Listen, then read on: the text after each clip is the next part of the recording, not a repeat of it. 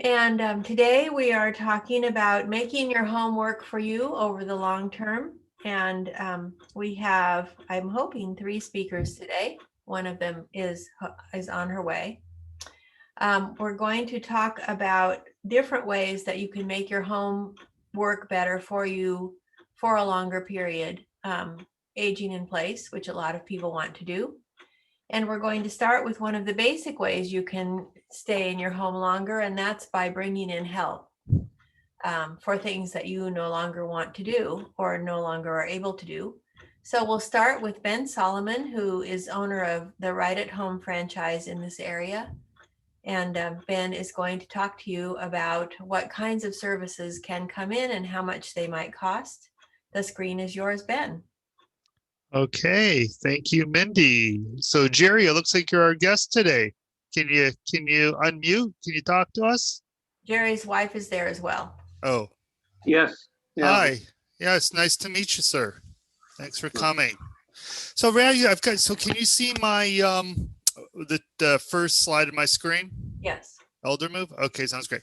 I'm not sure. It's important since we've got an audience of Jerry and his wife, just to make sure that this is kind of geared towards his needs. I can go through here a little bit, but I was prepared to talk about, and I guess really as it relates to home care, is kind of things to think about if you're looking to stay at home. Are you guys thinking about staying at home, or are you more or less geared towards moving in the near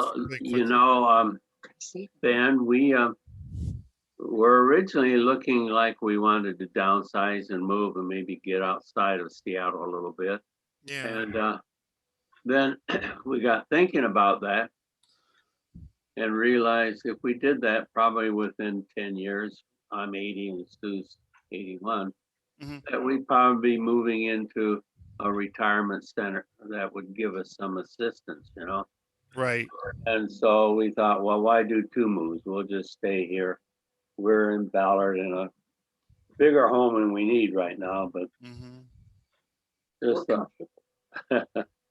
just thought we'd stay here and then make the one move when that time comes, when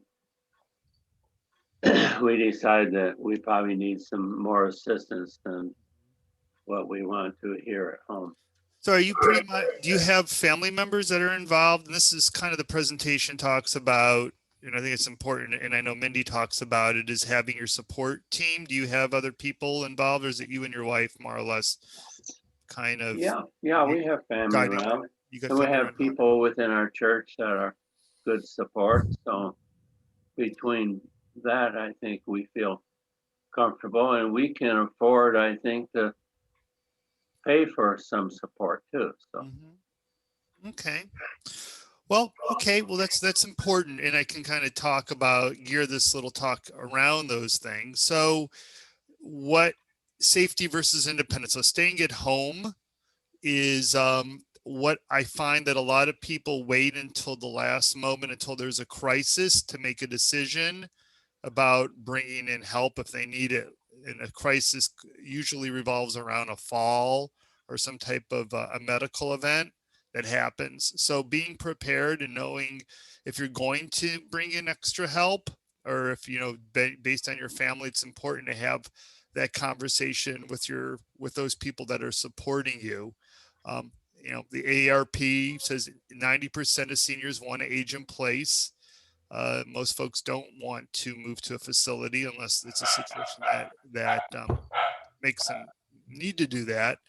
The number one reason why people do end up moving revolves around balance, falls. People that have falls, are more apt to, that's kind of the episodes that happen. Those are the events that happen that trigger people often having to move, and decisions that are taken away from them. So that's something to think about, is how can I keep my home, both my environment, and make sure that I'm getting the support I need that will minimize the risk of me falling at home, because the falls that happen kind of lead to a cascading events that lead to people not having that choice, end up moving into a nursing home or an adult family home, and choices are taken away from them. And just to let you know, I've been doing this for 16 years. I own Right at Home. We're a national franchise. I've been the franchisee of Right at Home since 2004. So I've been working in the Seattle, Bellevue, Pierce County areas for 16 years, providing in-home care support to seniors and adults with disabilities since 2004.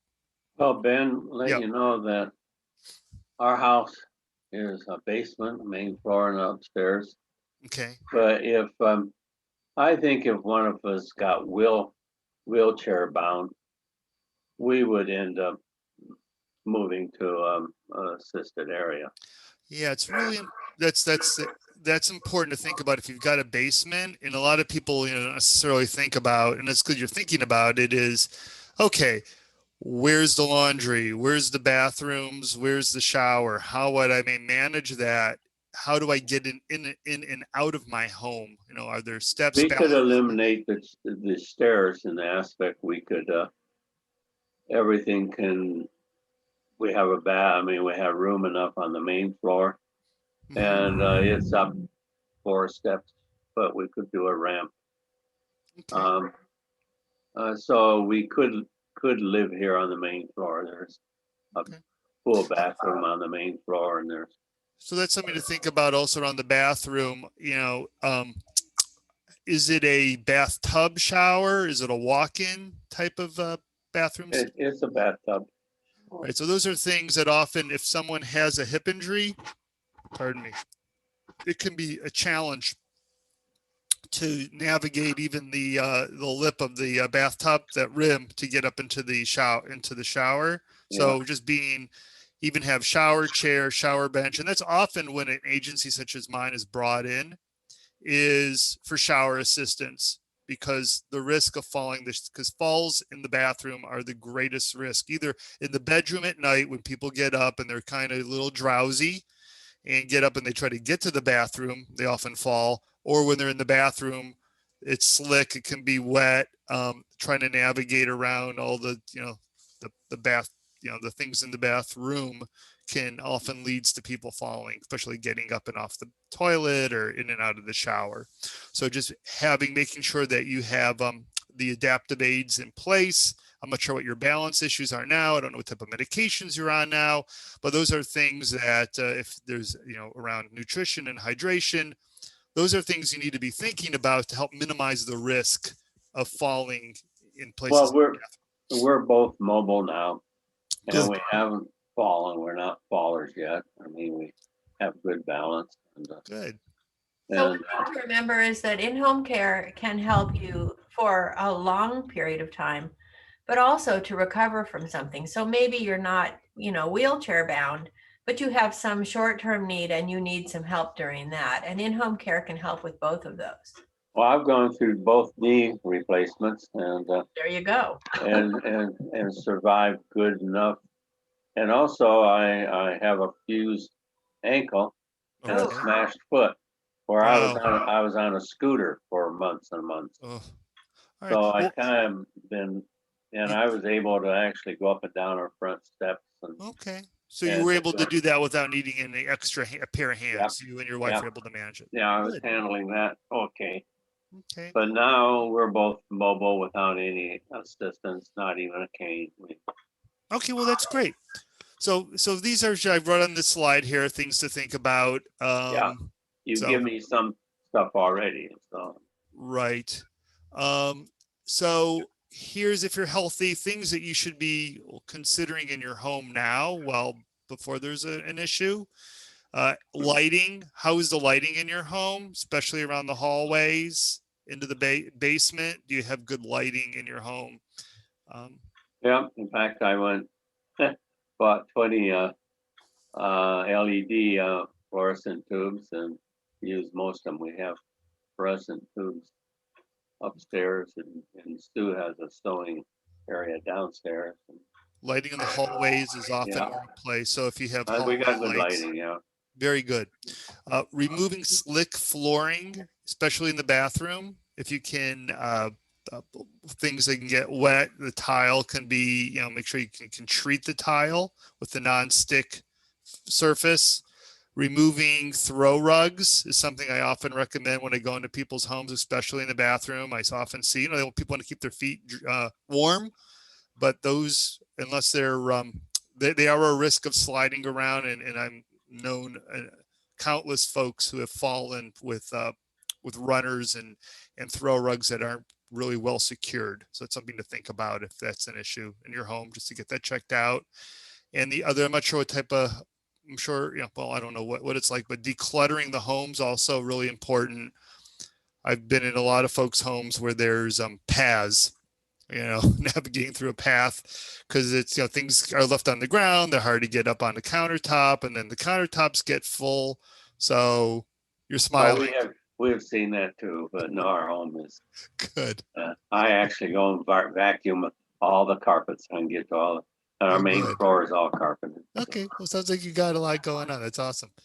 And here's some needs-based. If you do have another episode, an issue, being prepared. You probably already have this done, but just to review, bathroom grab bars. People that are in wheelchairs or scooters are probably, if you need someone else to help you, if you really, if you're widening that's more of an expense, obviously, but widening doorways, if you need two people in the bathroom, if you need to get accessible for a wheelchair. Do you have a personal emergency response system? Do you guys have those PERS, those buttons or watches available? You guys consider that? No, not yet. We don't think that we have a need. We don't have a falling issue at all. Right. Okay. Well, it's something to consider, even if you haven't fallen, of getting a PERS, because what happens is if you fall, they there's units out there that will automatically call 911. I'm trying to scare any of you, but I've had folks that have fallen, they've knocked themselves out. And if they've been alone, some folks, obviously you have your wife with you, but we're together. We actually have a daughter in a studio apartment in the basement. Oh, good. Okay. So there's a lot around. Okay. Well, that's good. But that's something to consider. They're not expensive. They're on $20 a month, PERS system. I did for a friend of ours. I bought the system and it just called our number, and we went over and assisted it. So you didn't even have the $20 a month. I think I paid $80 for the unit, and it would call 3 different numbers. Oh, okay. Good. Yeah. Okay. Sounds like you have that worked out. Talked about clutter, throw rugs, lighting. What's this? This slide is getting around, non-slip soles of shoes. These are just good safety risks. These are good things to just think about to reduce the risk. Shoes and slippers with non-slip soles. If you do have a balance issue, I know a lot of folks, they don't like to use walkers and canes, but if you do have a balance issue, use them. Make sure you get up, use a sturdy chair with armrests if you need to get up, so you don't have to put so much stress on your quads getting up from a sitting position like on your couch. But something to think about. And we talked about using a shower chair. I've known a lot of folks that use their towel bars as holding on their towel bar to help them get up off a toilet seat. If that's an issue getting up off a toilet seat, then a raised toilet seat can also is very helpful, and they do have them with handlebars. But again, those are for people that are having issues with transfers. Yeah, I've used that kind of a system where I was doing recovery with my knees. Good.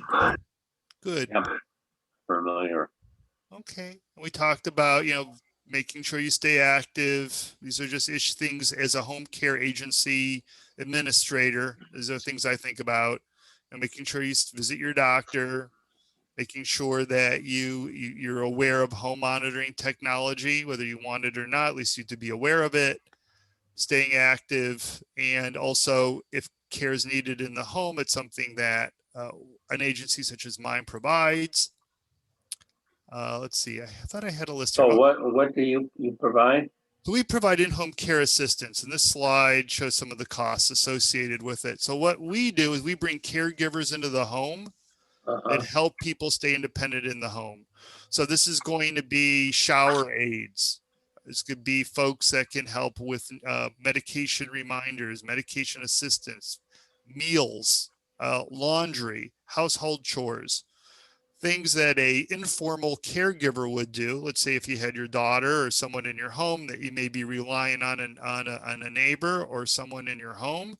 Here's paid help to come out and provide assistance to help life make it maybe a little easier if needed, if you need Yeah. respite. So these are licensed caregivers that we bring into the home to help provide that help. And here, Yeah, I could see that, depending on what, this could be good to know. it's good to know. Yeah, and here's some of the Indeed. cost. I'm sorry, let me, yeah, please.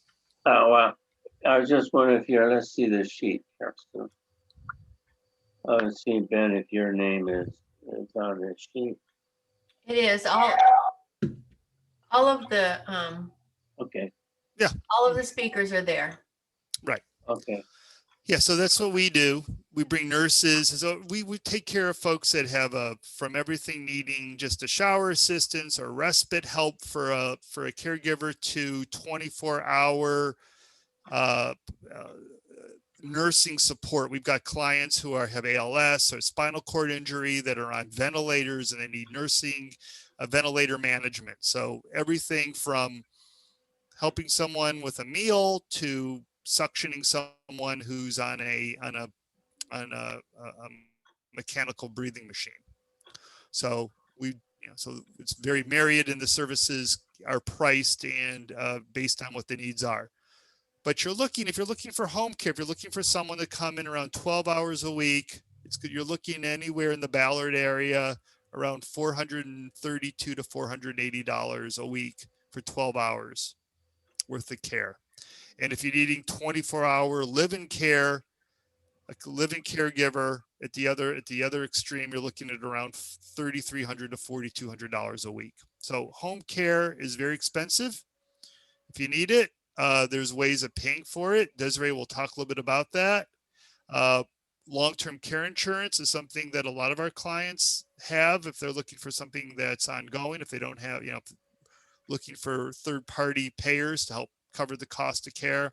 And there's also programs through the Veterans Administration. So Jerry, if you were a veteran, there is a pension plan available to help pay for home care if you are a veteran. Okay. Okay.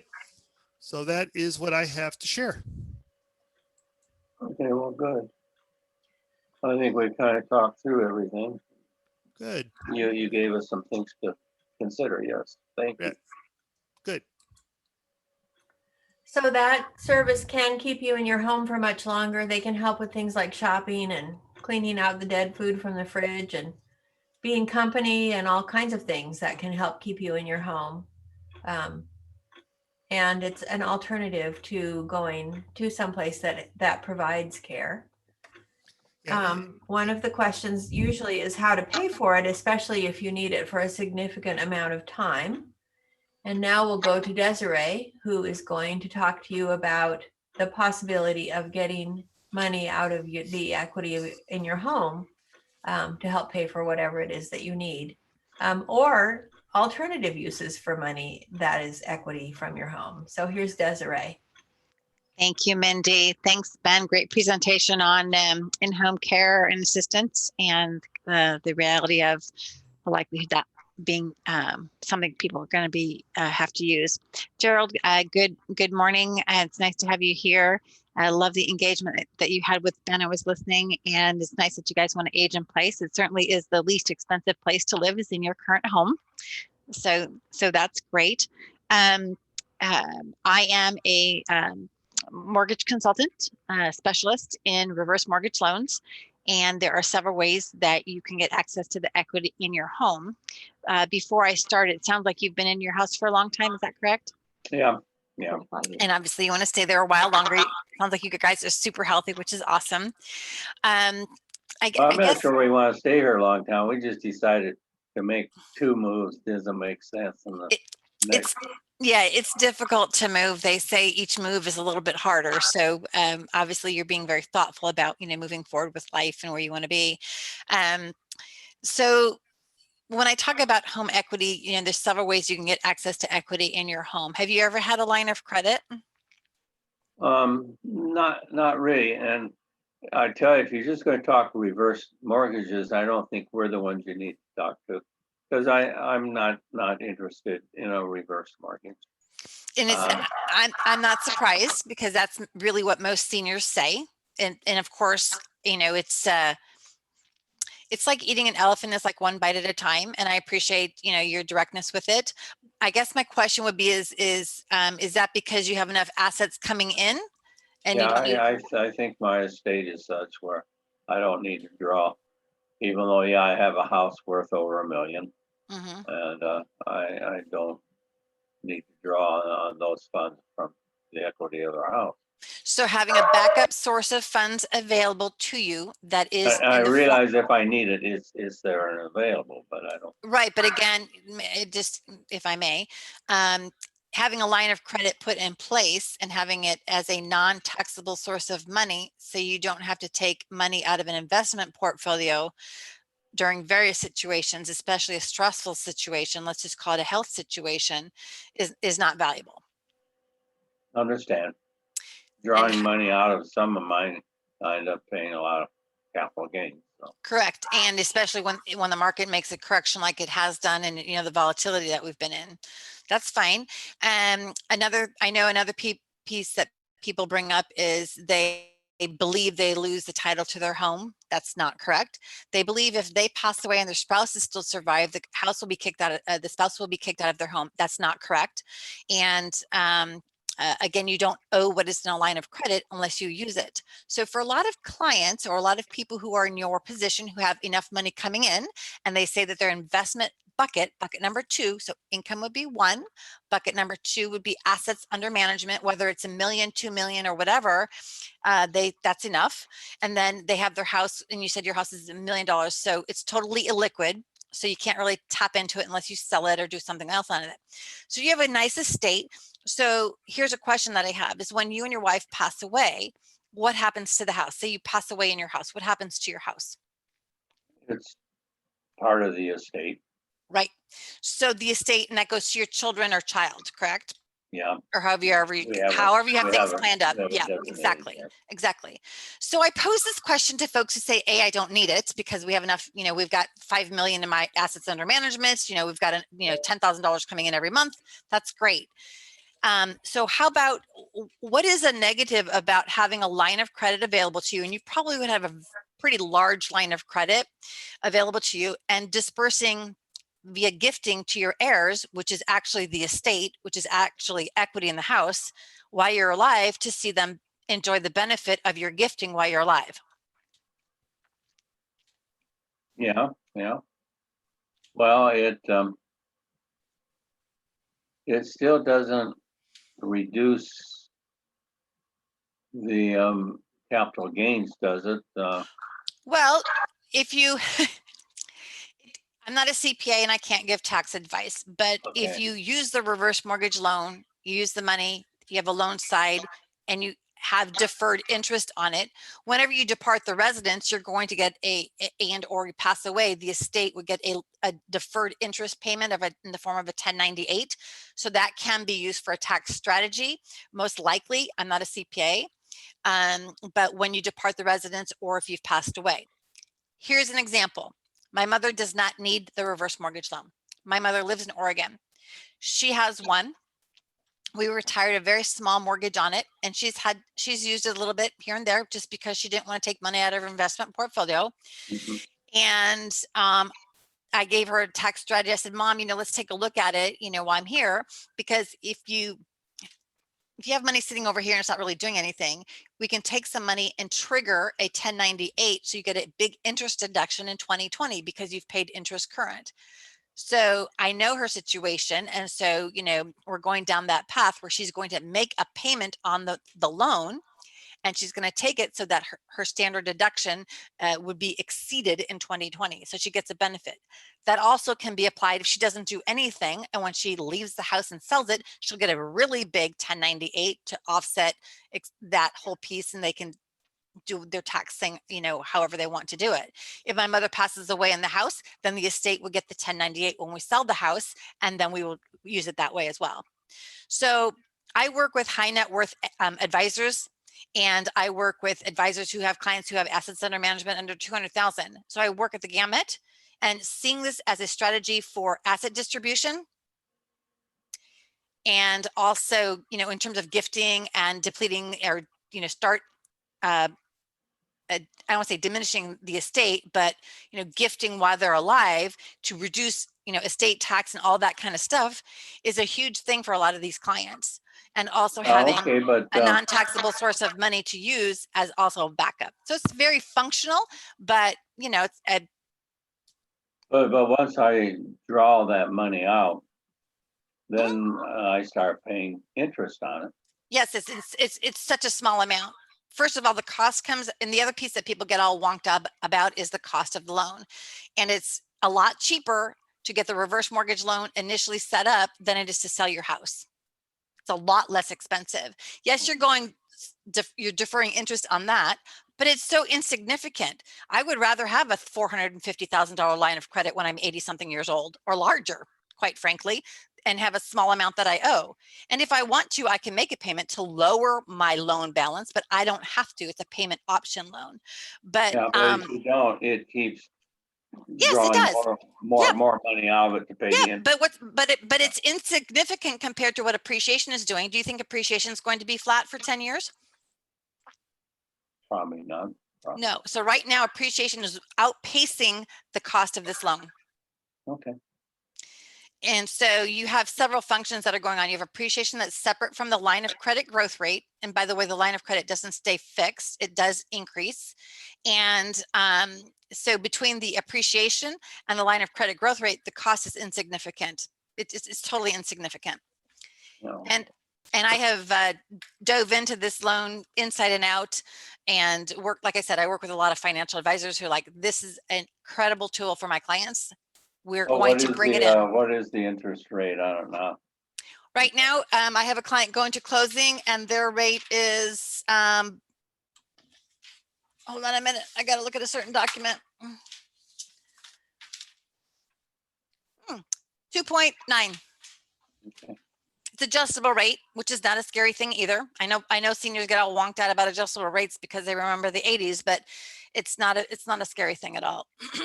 Because you have appreciation, you have a cap on the rate on how high it can go, and you have a line of credit growth rate, which is not an interest earning rate. It is a rate in which more equity is provided to you from your illiquid house. Okay. Yeah. So it's a type of arm. Yeah, it's an arm. Exactly. And there's not a term. So imagine, Yeah. I'm not of qualifying age, Gerald, and I will tell you concretely, and I tell Mindy hears this all the time, and so does Ben. I tell people, I will get this loan.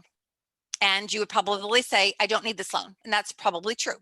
It's not a matter of need, it's a matter of want, it's a strategy. It's a financial tool, and it's a financial strategy. So by the time if I get this when I'm 62, because you have to be 62, you have to have it as your primary residence, you have to pay your taxes, you have to pay your homeowner's insurance, and you have to pay your homeowners association dues. Maintain the property. Pretty basic. Qualifying is not like qualifying for a Ford mortgage. But I get this when I'm 62. I can live in this house till I'm 102, 122. And there's no required payment. So it's not like a 30-year term. I think it's an atrocity that people get, mortgages for 30-year terms and pay hundreds of thousands of dollars in interest over the life of this loan when they're, 70 and plus. There are people in my office that get their clients 30-year fixed mortgages all the time. They're just not, they're not being a fiduciary and saying, what else can I do for my client? That's their business. This is my business. This is what I do. It's one of my lanes of business that I help clients with. So again, like I said, it's an option. We don't owe what is on the line of credit until you trigger it. So, and here's the thing, just like what Ben talked about, we don't know when we're going to be hit with some risks of retirement, right? We don't know when we're going to lose a spouse. That impacts our income. That impacts a lot of things. We don't know when that illness is going to happen or that accident is going to happen. Can we say COVID? No one thought we'd have COVID a year ago. What about taxation? Do you think property taxes are going to go up? Yeah. Do you think income taxes are going to go up? Well, they have for me. Yeah. Yep. So how does that improve our cash flow? Yeah. Well, I but certainly don't want to have to investments re-enter. have been- my investment's been going up to cover. So. So you got a good advisor. That's great. But there are certain things at risk of retirement that we can't control. Here's the other thing. We're very fortunate. I thank the Lord I don't live in California. I thank the Lord I don't live in Amity or Detroit, Oregon, where my house got burned down from a wildfire, because how much equity do they have? Yep. So our biggest risk would be, of course, a major windstorm with trees toppling on our house and destroying it, and or an earthquake. I'm not putting it out there. I'm not putting it out there. No earthquakes, but these are things that we don't have any control over that can impact our house. And how much equity do we have in it then if it's destroyed? Because insurance only covers so much, and then you have to deal with all of that, and you have to live somewhere. Yep. So it's just some things to think about. Like I said, I've dove into this loan. I've been doing this loan, built it into my business since 2015. And it's not the scary, dark reverse mortgage from years before. And I think that's the biggest problem with most seniors over 70 who have these preconceived ideas about the house and this loan because of the old stuff that happened with it. So it's come a long way. I respect that. If it's not for you, that's great. I hope that I was able to give you some things to think about. We do have a consumer webinar that's coming up. I thought it was on the 14th. I got my date wrong. I have to let people know. It's actually the 28th of October for consumers. Our team does it. I don't go on the webinars because I've heard the presentation. I can certainly do the presentation myself, but I find that this engaging, finding out a little bit from your comments and hearing like what your goals are, just a snippet of it, is more impactful. So I'm sure that I hit on some of those negatives that you thought of, right? For the cost and yeah, they've changed. This is what I will tell you with residential lending. Okay. It's never the same. It's always changing. And this loan, there's a reason why HUD, because it's the FHA loan, has changed the guidelines to make it more advantageous for seniors to do. Because there's a lot of equity, $6 trillion minimum of equity that's not being tapped into, and seniors are just. Yeah. No, it has some real value to it. I can see it has some probably value for me. I'll have to think about what you talked about. One of the really great things I think about with that is that you can share that equity with your kids if it's not something that you need. For instance, your daughter who lives downstairs, maybe it would be really good for her future to have real estate that would grow in value as she gets older as well. And you could help her with that. There's just so much, or you could take the whole family on a trip to Hawaii or something. There are things you can do with it that you don't have to worry about it coming out of your budget, because it's not something you have to make payments on at this point. You pay it off when you sell the house. Right. Exactly. So, Great points, Mindy. I mean, you could use it for anything. I mean, I have clients that, and I'm not going to go in. There's another option that is to purchase with a reverse mortgage loan. So you downsize from this house and you bought a little condo or a small little ramble, but that's not what you had said that you were going to do. But that's a whole nother conversation. But we also were looking into, as we were thinking of doing that, there's bridge loans that are available too. Those are very expensive. Well, and they're way less available these days too. Yeah. Be careful because guidelines change on those too. Okay. Yep. So it sounds like the reverse mortgage has, you say the cost of setting it up is much less too. I don't know what that is, but It depends upon what we're doing. Because of mortgage insurance, but for what you're getting, it's a good deal. Yeah.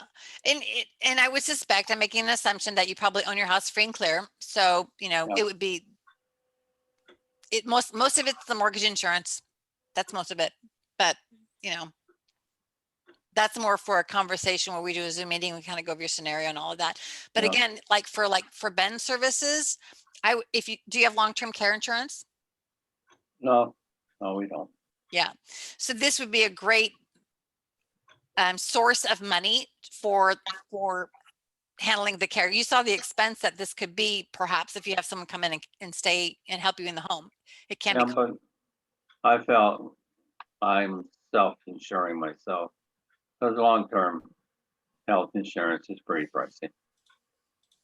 And I understand it covers the price it costs to them. So, okay, Well, thank you so much for listening and being open about this topic, because I know that a lot of people want to throw things at me. No, don't talk about the reverse mortgage loan, but it's a phenomenal financial tool. So thank you for joining us. Yep, you made me think a little bit wider than what I was. So appreciate that. Oh, great. So our last speaker is apparently not going to be able to join us today. Her name is Diane Foreman. She's also on the list that you have on your sheet and is available to make appointments with or chat with. Her topic was going to be things that you could do to your home to make it fit your needs better. So in the past, she has shown some really great storage possibilities, some nice, easier to work in kitchens, a bathroom that has a roll-in shower, for instance, so you don't have to even step over anything to get into the shower.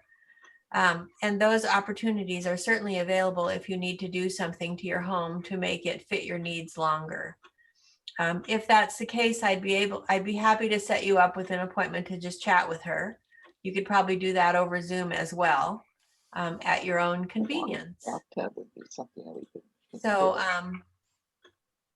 that's just a little intro into what we had planned, but apparently she had a client come in and is not able to step away from that right now. Okay. She does beautiful work, by the way. Just there amazing work anything- in your space. What? She does amazing work. She does really amazing work. Do you have any questions? Is there anything about your home now that concerns you about staying there for the time that you would like? No, my wife says, no, I can't think of anything. Okay.